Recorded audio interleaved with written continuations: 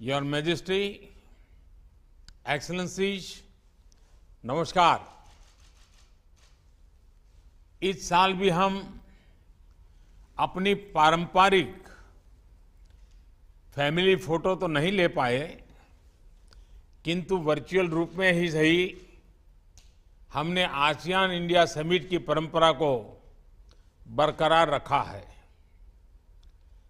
मैं his majesty Brunei के सुल्तान का 2021 में आसियान की सफल अध्यक्षता के लिए अभिनंदन करता हूं। योर मैजेस्टी, एक्सेलेंसीज, कोविड-19 महामारी के कारण हम सभी को अनेक चुनौतियों से जूझना पड़ा, लेकिन यह चुनौतीपूर्ण समय भारत आसियान मित्रता की कसौटी भी रहा। कोविड के काल में हमारा आपसी सहयोग, आपसी संवेदना भविष्य में हमारे संबंधों का बल देते रहेंगे। हमारे लोगों के बीच सद्भावना का आधार रहेंगे।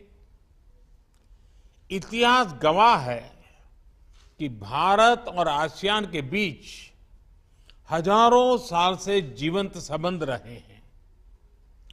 इनकी झलक हमारे साझा मूल्य, परंपराएं, भाषाएं, ग्रंथ, वास्तुकला, संस्कृति, खान-पान हर जगह पे दिखते हैं और इसलिए आसियान की यूनिटी और सेंट्रलिटी भारत के लिए सदैव एक महत्वपूर्ण प्राथमिकता रही है।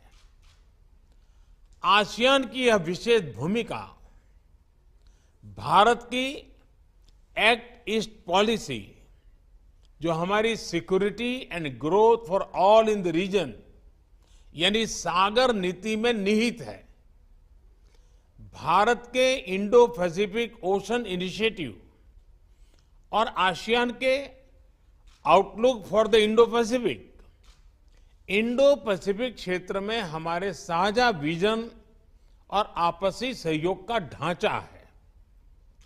योर मैजेस्टी, एक्सेलेंसी, वर्ष 2022 में हमारी पार्टनरशिप के 30 वर्ष पूरे होंगे।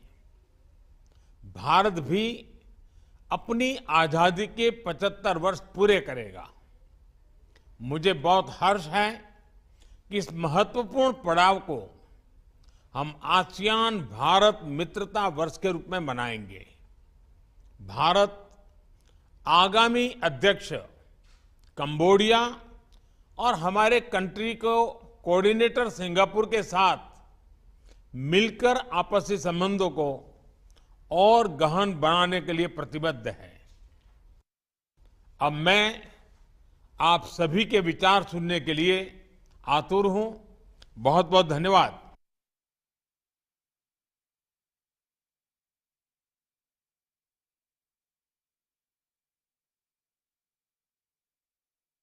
प्रधानमंत्री नरेंद्र मोदी ने 18वें आसियान भारत शिखर सम्मेलन को संबोधित किया। उन्होंने कहा कि इस वक्त